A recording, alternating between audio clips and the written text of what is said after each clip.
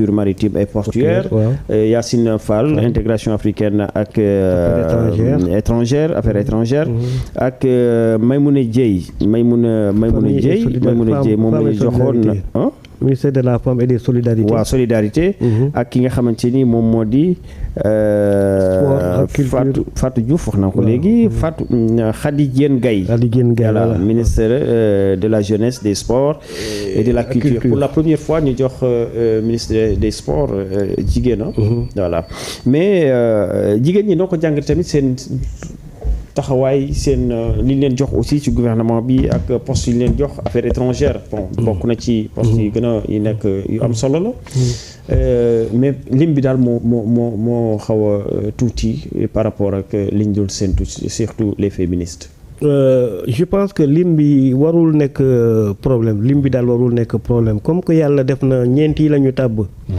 c'est aux 4 femmes ñi nga xamante ne tabb nañ leen ñoom ñoo war a def liggéey bi mucc ayib bu ko defee beneen gouvernement bi di ñëw au lieu que ñu am 4 minutes femmes ñu am 8 minutes femmes. Il faut que ñoom ñu wone de quoi elles sont capables. Il faut que ñu tamit seen compétence au milieu voilà d'un groupe dominé par les hommes. xam nga boo demee ba wane sa compétence ñëpp xam nañu saa waay yow xarañ nga ci lii. bu ñuy jëlaat ñeneen yoo la ñuy jël duñu jël keneen. donc femmes yi ñoo war a gën a góorgóorlu ñi ngi góorgóorlu sax ñu ngi góorgóorlu loolu kenn naa tablew ko mais ñu gën a fulaal li nga xamante ne mooy poste yi yees ñu leen jox ci gouvernement Bassirou Diomaye Faye ngir bu ko defee bu ñuy tabaat beneen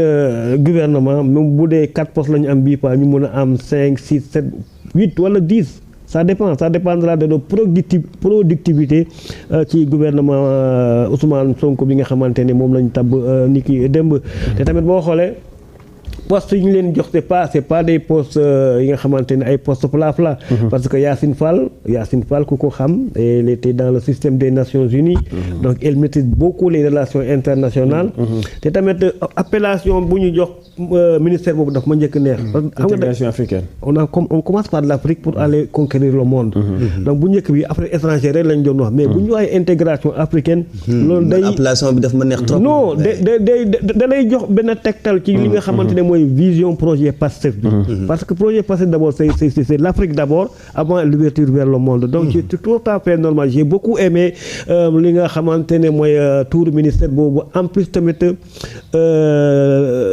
jëm bu ñu fa teg mooy Yacine Fall ku ko xam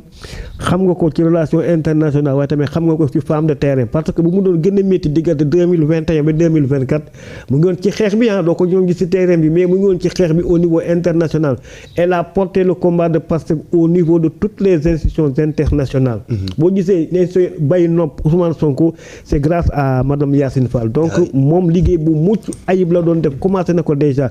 léegi lu ñu ko tàbb nii day continuer nag liggéey bi gën a yaatal li nga xamante ne mooy politique étrangère bu Sénégal au niveau international la dame qui est au ministère de la culture de la jeunesse et beneen bi sport bi bon d'après les informations moom tamit am na profil bi am na compétence bi elle était dans les mouvements associatifs et sportifs donc elle a appris très tôt les b.a.-ba du monde associatif et sportif donc bu ko Ousmane Sonko tànnee daal di ko nommé ministère boobu pour une première au Sénégal mu jox ko jigéen dafa fekk jigéen boobu raw na ay morom jigéenam ñu bëree loolu moo tax ñu am confiance dénk ko ab ministère bu tiisee noonu te ministère boobu nag 3 secteurs la sport jeunesse et culture donc il n'est pas donné à tout un chacun pour nga jiite genre ministère yooyu moom bu demee ba jiite ministère bu mel noonu c'est parce que elle a les compétences de faire ça donc léegi jàppale ko rek accompagner ko à ce qu'elle réussisse dans sa mission. Si elle réussit, c'est tout le Sénégal qui réussit, mais aussi si elle flanche d'un côté, dañ ko yëg. Donc je pense que tamit loolu benn affaire la l'autre femme c'est Fatou Diouf. waaw ak Maymouna Dieye waaw Fatou Diouf oui. secteur pêche. ak économie maritime xaw ma affaire yooyu. xaral. Fatou Diouf mais c'est stratégique. Fatou Diouf waaw ministre des pêches des infrastructures maritimes et portuaires. Est-ce que jigéen mos na jiite poste boobu Sénégal. mu xanaa internet bu ñu ko xamee ñu tontu mais xamaguma ko. parce que c'est un secteur porteur, c'est un secteur aussi qui a besoin de réforme. Au moment bu ñuy wax les bateaux étrangers ñu ngi piller suñu ressources halieutiques yi. napp géej gi yëpp béy. ñu xool sax. contrat maanaam. de pêche yi ñuy joxe bateau étranger ko lu tax ñu tabb foofu soxna si parce que elle a les compétences de mener à bien cette mission moo tax ñu tabb parce que wala ñu def échec benn yoon ci li nga xamante ne foofu la ñu suñu économie di gën a duggee. wala ñu def échec donc je pense que tamit kooku tamit en tout cas daal ñeenti jigéen ñi ñu tànn man je leur fais entièrement confiance et je suis sûr qu'elles vont prouver de telle sorte que beneen gouvernement buy ñëw au lieu de 4 on aura 10 voire 15 ministres de femmes dans le gouvernement du Sénégal. D'accord Kébé ban commentaire nga ci def yow par rapport ak place bi nga xamante ni les femmes occupé nañu ko ci gouvernement. dama koy doore ci docteur Fatou Diouf bi mu daanelee sànq nii rek nga xam ni dafa nekk deuxième chevalier de l'ordre national du Lion nekk enseignant chercheur spécialiste des activités maritimes nekk itam auteur de les aspects juridiques moo nekk auteur bi moo bind livre bi les auteurs juridiques de la lutte contre la pêche illicite voilà national xam nga je sais pas au Sénégal INN la ko abrégé l'Harmattan 2015 xam naa livre boobu après daañ ko jéem a yëri parce que mooy li ñu wax sànq rek fa ñu ko yóbbu xam nañu ko bu baax a baax parce que moom lii daf ko jàng ba pare nekk enseignant chercheur spécialiste des activités maritimes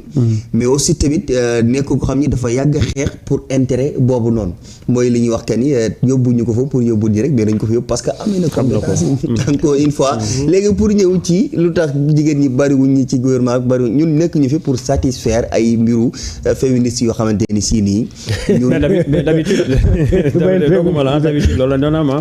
région bi dafa war a am ministre département bi dafa war a am ministre kii dafa war a nekk ministre parce que am na base jigéen ñi dañu war a am genre séddoo la woon na jigéen ñi dañu war a am seen quota d'habitude nga wax mais ñi rupture la ñu woote ñu parité fi ñu ko jëlee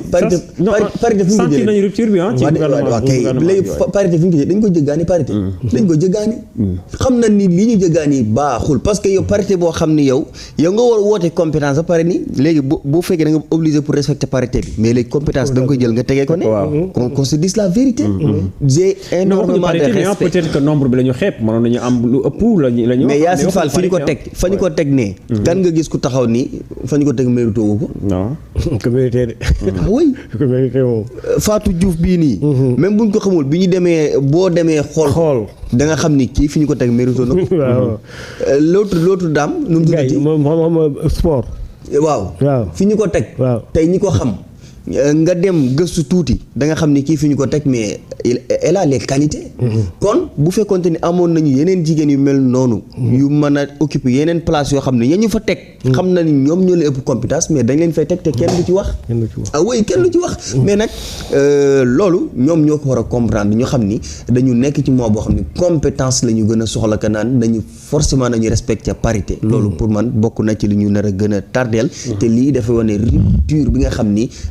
tey ñoom dañu ko woote parce que parti boobu noonu lim la mën a xañ yaakaar naa ni moo ëpp foofu lim la mën a jariñ kon dañuy féliciter d'abord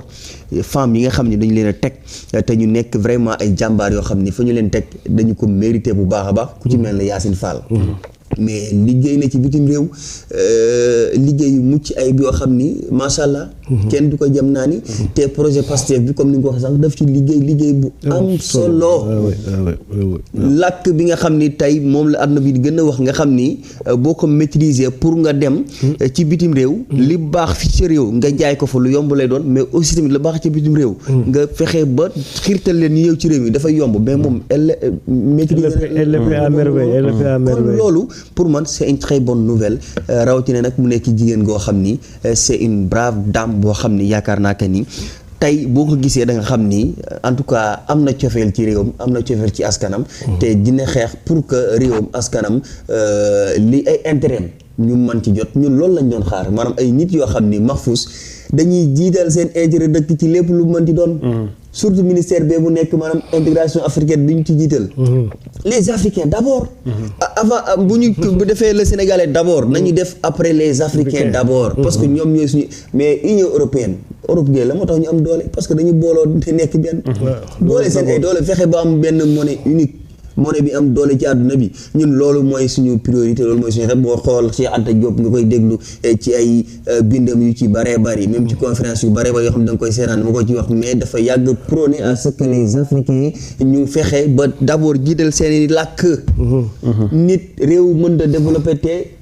utiliser wul làkkam moom nga koy jéggaane lépp nga jéggaane bitim réew mais France bee ñun kay lépp lañ ko jéggaane làkk bee xaalis bee lépp lañu ko jéggaane ñun yàlla daf ñu jox loo xam ni te am nañ lépp kat am nañ lépp mais ñun la langue wolof làkk wolof booy xool fii presque man nga ni 90% des Sénégalais dégg nañu wolof France ñoom ba ñuy jël français di ko jëmmal yaakaar naa ñi ko waroon wax est-ce que duñu noonu ay 27% je ne sais pas ak ñu matuñoo sax 30% ñun ak 90% koo ci ni salaamaaleykum koo ci ni na nga def mun la maa ngi fi alors léegi nag ñu bëgg ñoo gëmloo que ni loolu daal moom faaw ñu teg ko ci suuf ok pour quelle raison kon ñooñu dama yaakaar que ni il faut que nag ñu jëmmal seeni gis-gis jëmmal seeni xalaat parce que dama jàpp ni loolu moo nekk solution bi mais buñ ci paree ñu fexee nag naka la ñuy fédéré woo nous en tant que pays voisin ñu xool naka la ñuy boole suñu ay doole pour nag mën a tabax parce que loolu mooy li ci ëpp solo mais imagine réew bu ci mel ne Sénégal Guinée Mauritanie autres pays yi nga xam ni tey suñ borom daf leen a jox ay ressources ay gànjar yu gànjaru ak jox leen suuf suñu gàññi mais ñooñu boole seen doole nekk benn défendre seen intérêt dëkk ba pare booloo nekk benn kan moo leen mën a résister mais bu dee ressource humaine am nañu ko liñ ci am ci qualité mais kenn xamul ressource naturelle tamit am nañu ko lépp la ñu am kon loolu tubaab yi loolu la ñu xam man j'étais très content bu may gisee les Français di ñu attaquer maanaam pour la te damay gis des fois damay dem même yeneen pays les pays africains dañuy kontaan ñu naan Sénégalais yi léegi ñu ngi soo am seen indépendance parce que saa yoo gisee tubaab yi di attaquer benn gouvernement Sénégal rek xamal ni ñooñu ñu ngi ci sur la moo tax Sénégalais yi nañu yow nañu xam instant bi lan la ñu am gis nga fi mu ne nii lii nii Sénégalais yi nañu takk ñoo ñëpp ñu jàppale leen parce que ñii dañu fi ñëw pour intérêt askan wi bu ñu fi ñëwoon pour intérêt tubaab bi nga gis tubaab bi commencé leen taggal seen i maam ak di leen xalamal mais instant bii nii France 24 la xam nga moo safo naa ba ñu tudd tour sax naa ba ñu tudd benn presse mais mën naa tudd presse parce que mën naa ni seetaan maa leen suivre dégg la ñu wax xam la ñu wax bu ñu commencé di diaboliser man damay toog fi ma toog sama xol bi seddu guy ma ni daal